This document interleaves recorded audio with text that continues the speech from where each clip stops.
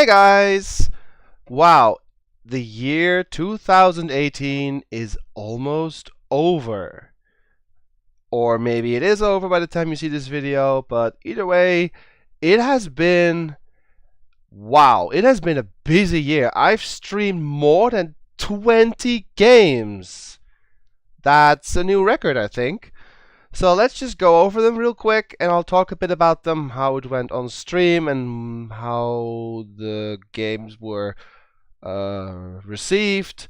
And yeah, let's just go over them one by one. So the first game I played back in January was Lufia 2: Rise of the Sinistrals, the first RPG, SNES RPG, I think, at least on this scale, that I played on stream, and it was very well received. I actually met one or two people there that still come to my stream today, so thanks guys. That was great. That was a really fun playthrough. It was a lot of fun, a lot of laughs, and there are still a few memes that stem back to that playthrough, like bees and me not being able to find a certain familiar, and certain other jokes, and yeah, it was a lot of fun. I also tried my hand at the ancient cave. I never cleared it, but I will come back to that maybe sometime soon, because that's a lot of fun, but just very hard. So after that, the first game that I did a more or less rerun on was Battle of Olympus. Was actually the very first game I recorded with proper recording software back in 2008 or so. But yeah, that was the first time I streamed that game. I did it in one big stream, like 4 hours or so. It was pretty good. Was well received, and it was the first game of my YouTube games that I did a rerun of. I will be doing a lot of more reruns on Twitch, games that I have played on YouTube before, but now with an actual audience, because apparently a lot of people are interested in what I played earlier, so expect a lot of reruns also in 2019. But the third game I played was actually the first Steam game, I think. I played some Choice Chamber to celebrate my 1-year anniversary on Twitch, and that was a lot of fun. It got a lot of views. Obviously, it's a type of game that gets a lot of views because people can actually participate in that game. It was fun. It was a bit chaotic though. It was the first time I had like a chat with more than 100 people, so it was a bit crazy. But still, it was fun to do just for the experience. I may do another one. I may do another Choice Chamber session, like when I hit the 2-year anniversary in February. In a few weeks. After that, I played Prehistoric 2. Ooh, that game was a lot harder than I gave it credit for at first, but I did clear it. I think I did it in one stream. Pretty sure. Unexpected though. Like, I cleared it on normal, and then I had like 2 hours left, and the game basically told me, "Durr, you can't clear until you do the harder one." And then I, yeah, more or less did it again on hard mode in the same stream, and even cleared the game. It was pretty difficult, and some glitches here and there, but still, I had fun. It was a pretty fun game. After that came, Young Merlin. That was a fun game, but good lord, the puzzles were crazy. Some of the dungeon layouts were a nightmare. Minecart puzzles took me forever. And, well, I had fun, but in my opinion, it's not the best game of the genre on the SNES. But then again, there aren't many games like that on the SNES, so ambitious, yes. Confusing for sure. After that, I did a rerun of Vaxanadu, which was a lot of fun. One stream again, or maybe even half a stream, can't tell. But it was fun. It was a pretty smooth run. I think I didn't game over once. And I breezed through it more or less, I think, yeah, 2 or 3 hours or so. And then again, I know the game by heart, so it's one of my favorite NES games ever.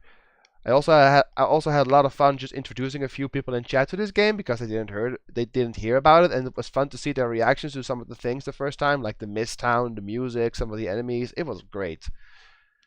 Then I did a rerun of Euphoria, which is also one of the very first games I ever did a playthrough for YouTube. That game was a bit mixed in terms of reception. Some liked it, some hated it, but overall, I think it was mostly positive. Euphoria is also one of my favorite games for the NES, just because it's so quirky and weird, and it has some slight RPG elements and a bit of replay value. And well, yeah, it's just a fun little game. Next was Kickmaster, which I cleared in like 2 hours or so. It's a pretty short game, but it was just fun. I think it was like a little bonus game I did. I think Euphoria, I used 2 streams for that, and the last stream was like really short, so I threw in another bonus game that was Kickmaster. That's just a fun little action game in the category of like you either heard of it or you never heard of it, and it was just fun to do. It was a bit frustrating in the end, but it wasn't really that difficult. But yeah, that was just a nice rerun of a game I already played for YouTube. Then came the first recommended game of the year, which was Beyond Oasis, which was recommended to me by a member in Twitch chat, Ardalan.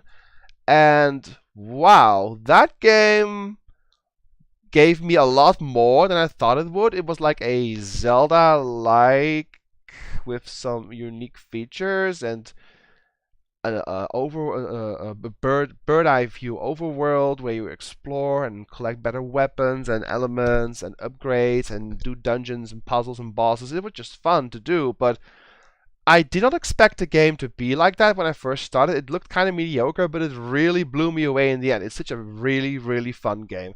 If you haven't played it already, go play Beyond Oasis. It's called differently in the US, or European, not sure. It's does it say? No, it doesn't say. But this is either the European or the American title. It's a very good game, made by Saga. So let's see. Oh, and then it was near my birthday, I think, that I played Ori and the Blind. It was my birthday, yeah. I played Ori and the Blind Forest. That is, without a shadow of a doubt, the best game I have ever played in my how many years? I got an NES when I was 6. In my 20 let me say this right. Yeah, in my 28 years of gaming, this is by far the best game ever. Of course, a lot of other games come close, but this is, wow, this is just perfection. It has great controls, great music, a great story, a great art direction. Everything is just amazing. It is so dang good. I cleared it in one big sitting, but that was like the fourth or fifth time that I actually cleared it. But I wanted to show Twitch, I wanted to show my chat just how great this game is, and everyone, or mostly everyone, was blown away how good this game is. And I can't wait to stream the sequel, Will of the Wisps, which should come out sometime next year as well. After that, I played 7th Saga, and that game gave me a headache because it was so difficult, especially early on. And even the second half was sometimes, I died so many times, I had so many game overs, but eventually I cleared it. And it was satisfying to do so because the ending was pretty good. The boss was amazing, the final boss. And, well, it was just nice to say, boom, I cleared that game because it is difficult. Good lord. If you want a difficult SNES game, go play 7th Saga. Phew. Then I did a rerun of Mystic Towers, which is a fun DOS action platform game with an old guy who has to kill monsters in a tower. Sounds simple, but it gets pretty hard near the end. But yeah, one big stream. No, wait, 2 streams, I think. Yeah, 2 streams to get through it all. It was pretty fun. Let's see. Then came this one. No, this one. I'm missing one. If you give me a sec, I'll find it. Is it this one? Yeah. Okay. Then I played Castlevania Portrait of Ruin. Was it the first DS? No, it wasn't the first. Well, the first of that year. The first DS game I streamed of that year. It was fun to do, but there were a few people in chat who just did not agree with my playstyle. I mean, I play how I play, right? If you don't like it, just go somewhere else. That's how it works, right? But yeah, I had fun still, and most of people in chat had fun. It was a fun game to do, and I just also finished Circle of the Moon, which is not in this video because I finished it like after recording this. So yeah, that'll be the first game for the next year. But I will do more Castlevania games in 2019 as well. I'm planning to do Area and Dawn of Sorrow next, and also Order of Ecclesia after that. Let's see. Then came the Quest for Glory series. Let me put them all there. And this one too. Yeah. Then I played Quest for Glory 1, 2, 3, 4, and 5 for the first time in one big marathon as Paladin. Well, started as Fighter, then in 2 became Paladin, then the rest was Paladin. But okay, I did one big series, which took, I think, like say 4, 9, 11, 15, about 20 streams, which is like you do 2 every week. So it took like 10 weeks. So 2.5 months of just Quest for Glory. It was great. I met a lot of people during the playthroughs, mostly during the first and the fourth one, actually. And 1 or 2 during the fifth one, but I haven't seen them yet. But mostly during the first and the fourth one, I met some people who still watch my stream. So thanks for that. And yeah. I also did a collaboration with my sister, who provided some voice acting for the female characters in the first 3 games, and I did voice acting for the male characters, which was just a test to see if I could do some quality voice acting slash microphone dual schnizzle thingy with Discord, and yes, I can. So if the game allows for such an interaction, I might do it again in the future. And of course, at some point, not sure next year, but eventually I will also do another Quest for Glory marathon for the Thief character, because I've already cleared Magic User, I've cleared Paladin now. Fighter is, in my opinion, super boring, so I'll skip that one, but I will do the Thief marathon at some point, from 1 till 5. After all the Quest for Glory goodness, I did Alundra, the first PlayStation recording of on my channel. I was a bit nervous when trying to set up a PlayStation emulator because I had trouble with it in the past, but thankfully it all worked out.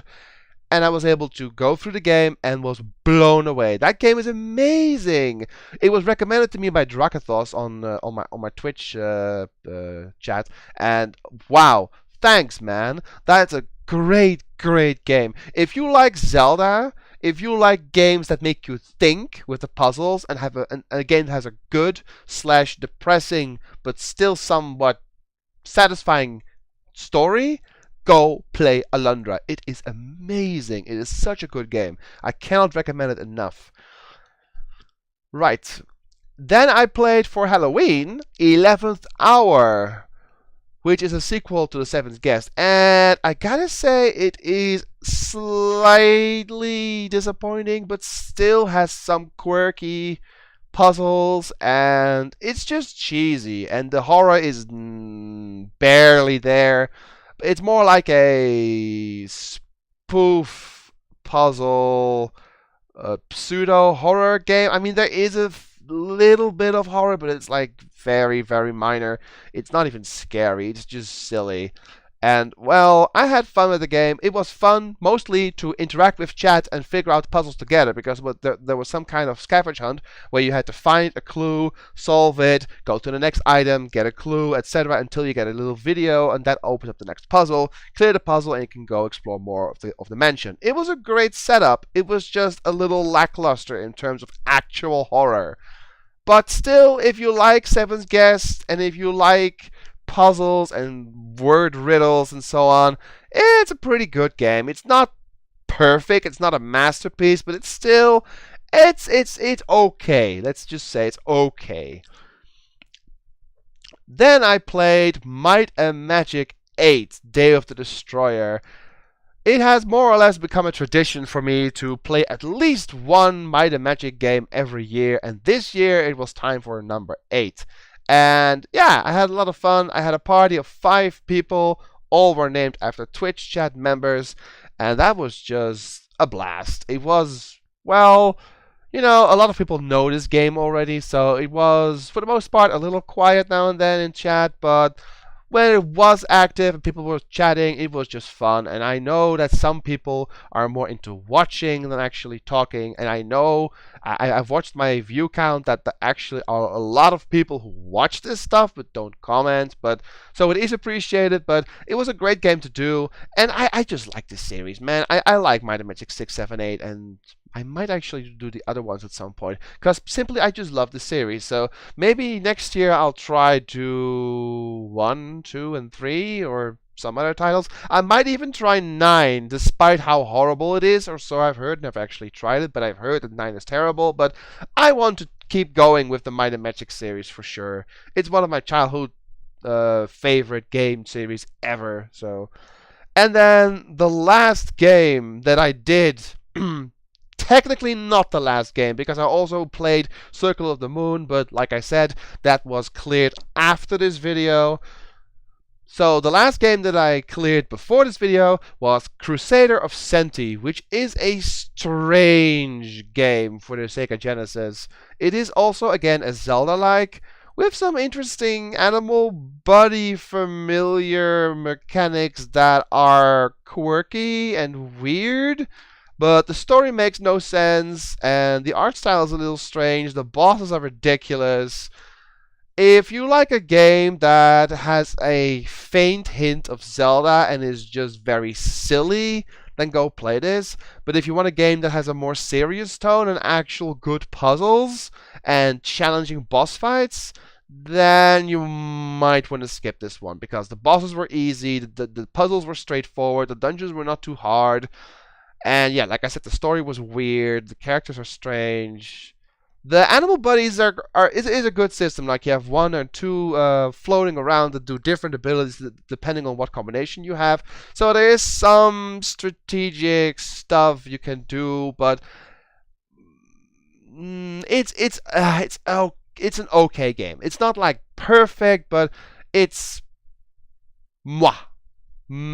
Let's just give it a B- or something. It's not too bad. So that was my overview of Games Played 2018. As you can see, a lot of games for this year. And well, I will of course continue in 2019 with even more games. And in February I will have the 2-year anniversary for streaming on Twitch. Yeah, 2 years, guys. Wow. And even longer on YouTube, because I started on YouTube in 2012, I believe.